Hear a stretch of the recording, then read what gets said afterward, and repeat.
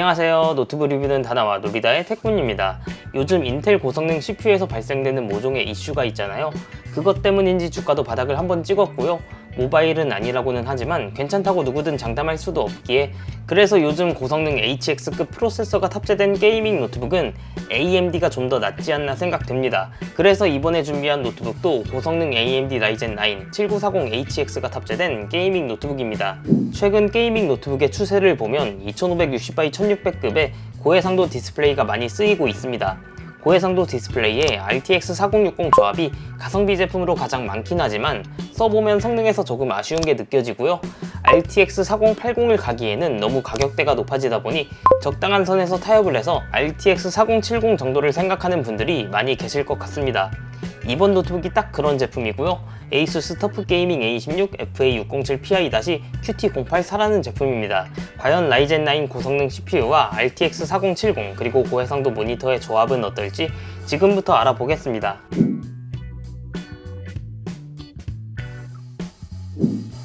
일단 프로세서는 AMD 라이젠 9 7940HX가 들어갔습니다. 16코어 32스레드로 게임은 물론 작업에서도 탁월한 성능을 보여주는데요. 그 성능이 어느 정도냐면 시대벤치 RC3 벤치를 돌려본 결과 싱글코어는 1852점, 멀티코어는 32994점이 나왔습니다. 멀티코어는 인텔 i9 HX 네이밍 프로세서와 동급 성능으로 영상 편집, 렌더링에서도 전혀 밀리지 않는 괴물 같은 작업 성능을 보여주겠습니다. 그래픽도 엔비디아 지포스 RTX 4070 TGP 140W로 아주 강력한 게이밍 퍼포먼스를 보여주겠고요. 3D 마크 파이어 스트라이크 벤치부터 돌려본 결과 31,478점의 그래픽 스코어로 RTX 4060보다 평균 4,000점 이상 높은 성능으로 나왔습니다. 그 밖에 다이렉트 12 기반 3D 마크 타임스파이 점수는 13,299점이 나왔고요. 레이트 레이싱 성능을 가늠하는 포트 로열의 경우는 7,961점이 나왔습니다. 가벼운 파이어 스트라이크 벤치보다 무거운 타임스파이나 포트 로열의 경우가 RTX 4060과 비교할 때 더 큰 차이를 보여주었고요. 이 차이는 WQXGA 고해상도 디스플레이를 커버하는데 확실한 이점을 가져다 줄 것으로 예상됩니다. 메모리는 5200MHz 대역폭에 DDR5 16GB 1개가 탑재됐고요. 1개를 추가해 최대 32GB까지 업그레이드 할 수 있습니다. 저장 장치는 PCI Express 4.0 기반 속도가 빠른 M.2 NVMe SSD가 탑재되었고요. 용량도 넉넉한 1TB 용량으로 들어가서 교체할 필요도 없습니다. 크리스탈 디스크 마크에서 약 5000MB/s, 3600MB/s로 아주 빠른 속도를 보여주었고요.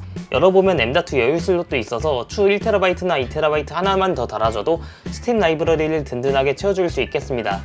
디스플레이는 프리미엄 게이밍 노트북에 필적하는 고해상도 고주사율, 높은 색지연율을 모두 만족하고 G-Sync 같은 부가 기능까지 지원합니다.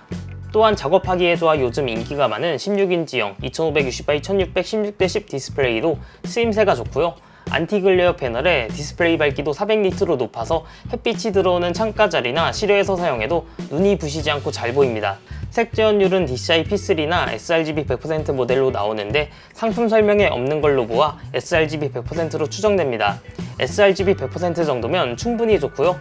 명성이 자자한 IPS 계열의 sRGB 100%로 디자인 작업 용도로 아주 유용하겠습니다. 그리고 역시나 게이밍 노트북답게 165Hz의 고주사율로 부드러운 게임을 즐길 수 있는 건 물론 엔비디아 G-Sync를 지원해서 티어링 현상 또한 억제할 수 있습니다. 윈도우는 미포함 프리도스 제품이고요.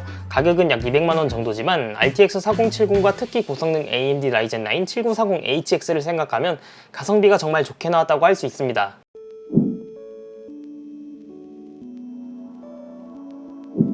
일단 정말 고사양 구성에 나름 16인치 준대형 사이즈임에도 불구하고 예상외로 정말 가볍습니다.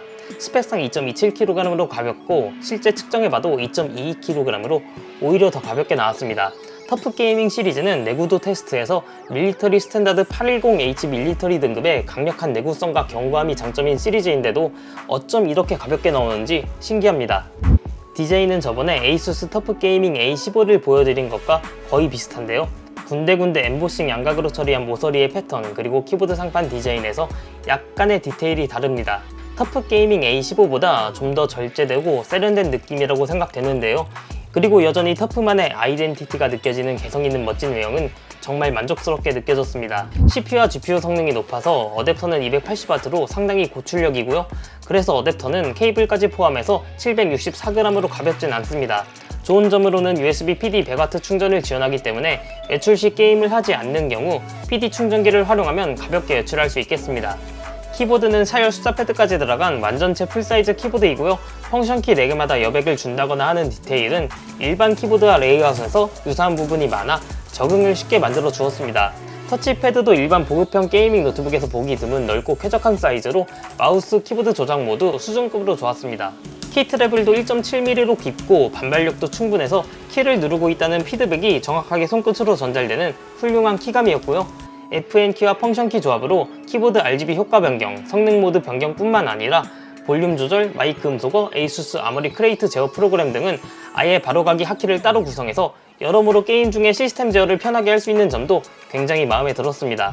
포트 구성은 왼쪽에 전원 입력 단자, RJ45 램 포트, HDMI 2.1, USB 3.2 젠2 타입C 단자 2개, USB 3.2 제논 타입 A 단자, 오디오 마이크 잭이 있고요. 오른쪽은 USB 3.2 제논 타입 A 단자 1개, 그리고 끝에 캥싱턴 락까지 있습니다. USB 3.2 젠2 타입C 단자 1개는 G-Sync 외부 모니터 연결을 지원하고요. 나머지 하나는 USB PD 충전과 DP1.4 디스플레이 연결을 지원합니다.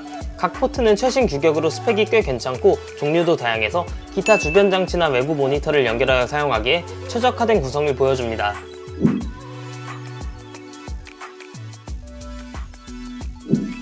오버워치2는 2560x1600 해상도, 그래픽 렌더링 스케일 100으로 설정하고 최상 프리셋에서 최저 79, 최고 144, 평균 121프레임. 그래픽 설정 낮은 프리셋에서는 최저 199, 최고 385, 평균 267프레임으로 측정되었습니다. RTX 4070 조합으로 WQXGA 고해상도, 165Hz 주사율을 충분히 커버할 수 있는 훌륭한 성능을 보여주었고요. 배틀그라운드는 2560x1600 해상도, 렌더링 스케일 100으로 설정했고요. 그래픽 설정 울트라 프리셋에서 최저 69, 최고 133, 평균 100프레임. 그래픽 매우 낮은 프리셋에서는 최저 104, 최고 322, 평균 221프레임으로 측정되었습니다. 배틀그라운드 역시 RTX 4060이었으면 조금 아쉬웠을 프레임을 RTX 4070이 보완하면서 주사율을 거의 다 사용하면서 최적의 상태로 게임을 즐길 수 있었습니다. 마지막으로 트리플 A급 게임 사이버펑크 2077은 2560x1600 해상도에서 그래픽 울트라 프리셋으로 최저 55, 최고 80, 평균 63프레임을 보여주었고 그래픽 낮은 프리셋에서는 최저 109, 최고 171, 평균 140프레임을 보여주었습니다. 또한 레이트레이싱 울트라 설정에서는 최저 47, 최고 60, 평균 53프레임이 나왔습니다. 트리플 A급 게임도 레이트레이싱 울트라 설정을 주고도 충분히 즐길 수 있는 수준을 보여주었고요. 예전에 RTX 4060로 테스트할 때 레이트레이싱에서 평균 44프레임이 나와서 좀 애매모호했는데 확실히 RTX 4070은 레이트레이싱 활성화에서도 실사용이 가능한 성능을 보여준다는 점이 실제 몇몇 게임에서는 RTX 4060과 비교하여 체감 차이가 더 크게 느껴지는 것 같습니다. 확실히 QHD 이상급 해상도를 아쉽지 않게 사용하려면 RTX 4070 이상이 적절한 것 같습니다.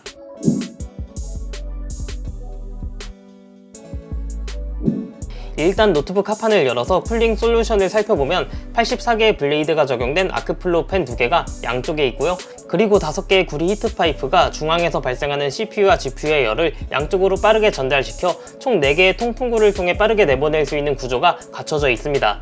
구리 히트 파이프가 CPU, GPU뿐만 아니라 주변부 전원부까지 히트싱크로 연결되었다는 점이 부속품들의 안정성까지 확실하게 챙겨줄 것 같은 느낌이고요. 구리 히트 파이프는 쿨링팬을 360도로 감싸서 효율적으로 열을 발산하도록 설계한 부분도 인상적이었습니다.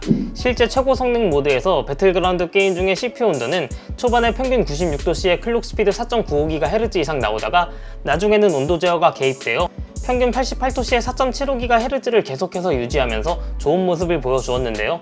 HX 네이밍의 고성능 프로세서여도 쿨링 성능이 좋으니 큰 성능 저하 없이 높은 부스트 클록 상태를 유지할 수 있었습니다. 키보드 상판, 노트북 하판, 모니터 전면, 후면을 영상처럼 구역을 나누고 외부 온도를 측정해 봤는데요.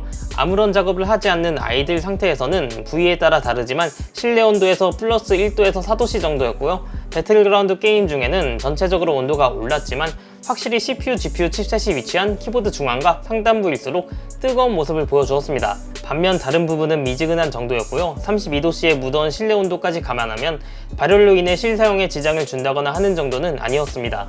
소음은 노트북 스페이스바 상단 7cm 높이에서 측정했고요. 대기 상태에서는 32에서 33dB, 게임 중 풀로드 상태에서는 59에서 60dB 정도 나왔습니다. 고성능 모드에서는 온도 제어를 위해 풀로드 상태에서 소음이 다소 큰 편이기 때문에 여름에는 실내 온도를 낮추어 팬 소음을 줄이거나 헤드셋 착용을 권장드립니다.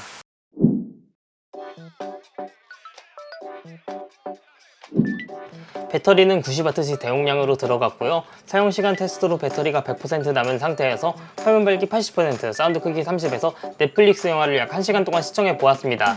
그 결과 남은 배터리는 79%였고 동영상 감상 기준으로 약 5시간 정도 사용할 수 있는 효율입니다. 대용량 배터리라서 고성능 프로세서여도 간단한 작업에서는 상당한 사용시간을 보여주었습니다.